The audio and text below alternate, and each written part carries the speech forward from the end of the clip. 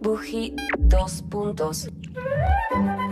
Es el momento de la semana en que arruinamos infancias y arruinamos leyendas. Y les pido mil disculpas por eso. Y también les digo, ¡wake up! ¡Abran los ojos! No todo es color de rosa. La Cenicienta casi se muere, ¿entendés? A Blancanieves la violan. Tipo, bienvenidos al mundo real. Es oscuro y maléfico. Aunque haya un montón de cosas que nos quieran hacer poner la atención en otro lugar. Y del cuento que les voy a hablar hoy, es un cuento que todos conocemos por H o por B. Tenemos más o menos una historia. Alguna vez lo hemos escuchado. No es que haya una película de Disney o una serie, pero hubo a lo largo de toda la historia un montón de reproducciones en productos de la cultura pop, porque es un cuento que es muy conocido y estoy hablando de Jack y las habichuelas mágicas, que más o menos, aunque no lo hayamos leído, todos sabemos de qué va. La versión nueva, la versión que fue publicada en el año 1800, la versión que conocemos hoy en día, que habla de este niño que se roba la vaca familiar y la cambia por un puñadito de habichuelas mágicas, que son supuestamente mágicas, que supuestamente un hombre lo engaña, como siendo el engaña pichanga y queriendo estafarlo. Él se queda con esas habichuelas y cuando vuelve a su casa, su madre, extremadamente enojada porque vendió la única vaca que la familia tenía, que daba leche y otras cosas, se la vendió a un señor por un puñado de habichuelas. Está bien que se haya enojado la vieja, ¿qué te diga? Claro que sí, pero lo que hace en la historia es que cuando él tira las habichuelas al costado por la ventana, donde la madre dice, Jack, sos un tarado, mirá lo que hiciste, crece una planta gigante que lleva a nuestro héroe hasta el cielo, con quien se encuentra con un gigante. Pará, entonces la vieja es la que tira las habichuelas por la ventana, tipo la enojada. Vieja en la Bueno, ella es la que plantó el árbol. La verdad, sí. La heroína de este relato, Jack, un fracasado de aquellos...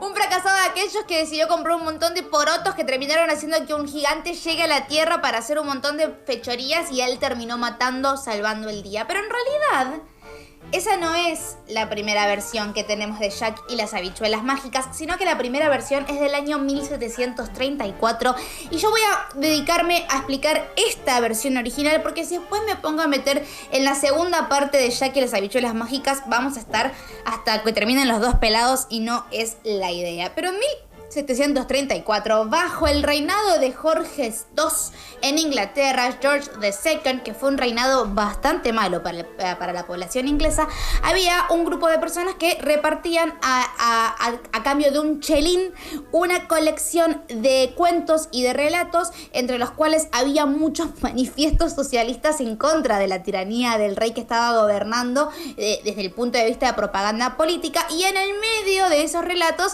estaba la historia de Jack and the Beanstalk, que es el título original de la historia que vamos a contar, que básicamente, si ustedes piensan que hay partes de Alicia en el País de las Maravillas que no tienen sentido, es porque todavía no escucharon la historia de nuestro héroe Jack, que vale la pena aclarar. Hay un montón de cuentos folclóricos que suceden en el Reino Unido que tienen como héroe a un Jack, así que forma parte de esta idea de, bueno, Jack, el héroe británico, que está en más de una fábula, aunque nadie puede confirmar si es el mismo o no. Como pasa con la mayor parte de los cuentos de hadas y con las fábulas, antes de que se haya escrito y publicado, llevaba muchos años contándose en la oralidad. O sea que más o menos los especialistas pueden asegurar que 700 años antes de su primera publicación en 1737, este cuento ya se estaba contando de generaciones en generaciones, de boca en boca, entre cuidadoras y los niños, entre vecinas, entre abuelas, y cuenta la leyenda que básicamente la persona que publicaba estos panfletos políticos había escuchado la historia por parte de su abuela. Y ahora nos vamos a meter en algo completamente raro, porque Jack en realidad no va a vender una vaca en cambio de habichuelas mágicas, sino que vivía con su abuela, que su abuela era una bruja, era una persona que tenía la posibilidad de hacer magia. Y acá ya al principio se empieza a poner rara la historia, porque Jack y la abuela compartían cama.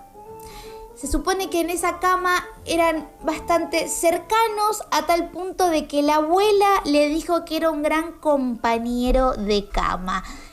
cada uno saque sus propias conclusiones con las cosas que yo estoy diciendo. Yo no estoy poniendo palabras en la boca de nadie, pero de base hay una relación rara entre la abuela y el señor Jack. Que esta abuela era quien tenía estas habichuelas encantadas, porque ella tenía el poder justamente de conjurar hechizos y encantar cosas, pero como estaba muy obsesionada con Jack y lo quería mucho, no se las quería dar, porque le decía que si le daba las habichuelas mágicas, Jack se iba a ir y le iba a dejar completamente sola en su casa. Pero cuando las habichuelas se le caen, Jack las agarra, la abuela se enoja, él las tira por la ventana, mágicamente crece un árbol gigante que va hasta el cielo, y cuando la abuela lo quiere perseguir para matarlo, él va subiendo por el árbol, la abuela lo va persiguiendo hasta que la abuela se cae, se convierte en un sapo y se mete en el sótano, y eso es lo último que sabemos de la abuela. Sapo al sótano. A todo esto, el árbol mágico gigante había llamado la atención de todo el pueblo, que ya habían empezado a abrir comercios y negocios a lo largo del árbol. Entonces Jack, cuando para descansar, se mete en una taberna. Y acá es cuando yo intuyo que la persona que lo escribió estaba un poco copeteado o se había fumado algo en particular, porque Jack entra, el dueño de la taberna le dice: oh querido Jack, tenemos todo aquí, ¿qué quieres? Y él solamente quiere comer, él quería comer, él había plantado las habichuelas para comer porotos porque tenía hambre. Y le dice: quiero cerdo. No, bueno, cerdo no tenemos. Quiero carne. No, bueno, carne tampoco tenemos. Una persona que acaba de decir que tenían todo, ¿no? Quiero, no sé, un choclo. No, choclo no tenemos. Bueno, dame una botella de cerveza, le dice entonces, ¿entendés? Y después de tomar 2 o 3 tragos de cerveza, se duerme y empieza a alucinar. Alucina que tiene superpoderes, alucina que el dueño de la cervecería se convierte en una mujer hermosa desnuda, alucina que tiene un anillo con un montón de deseos, y dentro de esos deseos él pide comida, que le den ropa a la mujer desnuda porque quiere que su amada se vista, porque ahora es su amada, e irse a dormir con esta mujer. Se van a dormir, pero los despierta un pequeño gigante, y acá es donde entra la figura del gigante, que utiliza las palabras, una vez que ve a Jack y a la hermosa doncella: fi, fo, fum. I smell the blood of an Englishman, whether he be alive or dead, I'll grind his bones to make my bread. Que básicamente significa fi, fo, fum, huelo la sangre de un hombre inglés, no me importa si está vivo o muerto, voy a pulverizar sus huesos para hornear mi pan. Porque obviamente los gigantes comen seres humanos. Hay algo interesante sobre la frase fi, fo, fum, que la primera vez que se vio escrita en algún texto literario tenía que ver con unas cartas que se mandaban unos escritores antes de 1700, que las publicaban en el diario, que la usaban para tirarse beef. Y en King Lear de Shakespeare aparece la misma frase: fi, fo, fum, I smell the blood of an Englishman, que básicamente es tirarse beef en un inglés británico. ¿Y dónde más? ¿Tenés uno más? Claro, una una más? letra de una banda argentina muy conocida. ¿Cuál? Sumo. ¿En serio? If I fum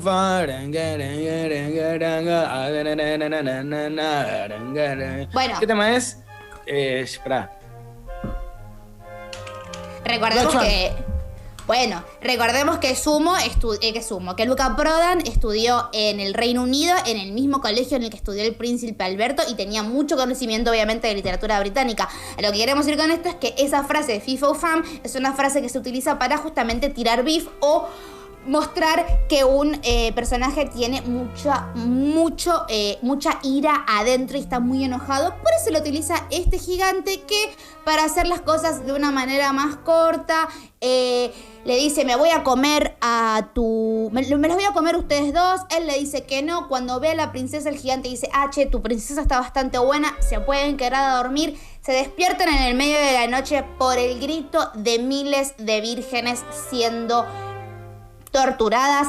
¿Cómo sabía Jack que eran vírgenes? ¿no? Como tipo un montón de datos que no tenemos ningún tipo de contexto para saberlo. Él dice, me desperté por un montón de vírgenes que estaban siendo torturadas y se da cuenta que tiene que salvar a la gente. ¿Qué hace? Gira su anillo, porque aparentemente su anillo mágico tenía poderes. Y si miraba al norte, él era el rey de la galaxia, y si miraba al sur, su princesa se iba a convertir en basilisco. Lo que hace es hacer que el anillo gire al sur para que la princesa se convierta en basilisco. La princesa se come al gigante, una cosa hermosa, y él vuelve a girar el anillo hacia el norte para que la princesa vuelva a ser una mujer hermosa, aunque se haya comido un gigante.